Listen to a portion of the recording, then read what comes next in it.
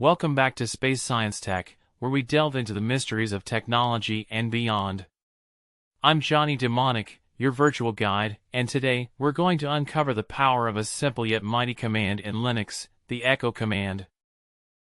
Let's start with the basics. The echo command is used to display a line of text or a string. It's one of the simplest yet most versatile commands in Linux. This command will output exactly what you typed, in this case, "Hello, world," to the terminal. Now, what if you wanted to save that output to a file? You can easily redirect the output of the echo command into a text file. This command appends "Hello, world" to the file hello.txt. If the file doesn't exist, it will be created. If it does exist, the text will be added to the end of the file. Using echo, you can also reveal the name of the current user.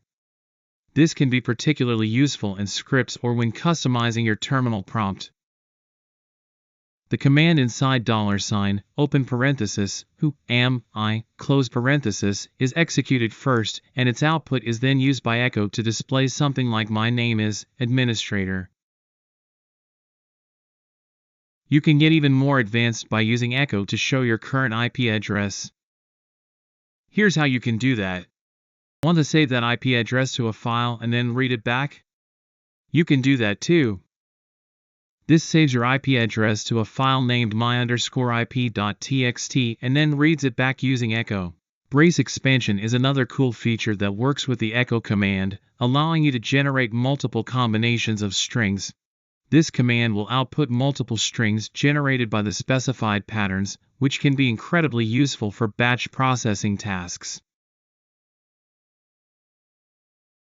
You can also combine brace expansion with variable assignment. When used with eval, it allows for even more dynamic control over your commands. Without eval, the brace expansion won't work as expected when using variables. The eval command forces the shell to reevaluate the line, allowing brace expansion to interpret the variable values correctly. Finally, let's talk about $SHLVL, an environment variable that represents the current shell level. Every time you start a new shell session from within an existing one, the shell level increases by 1. At the start, $SHLVL is 1. If you start a new shell with bash, it increases to 2. The more you nest, the higher it goes. When you exit a shell, the level decreases. Open a terminal and run echo $SHLVL.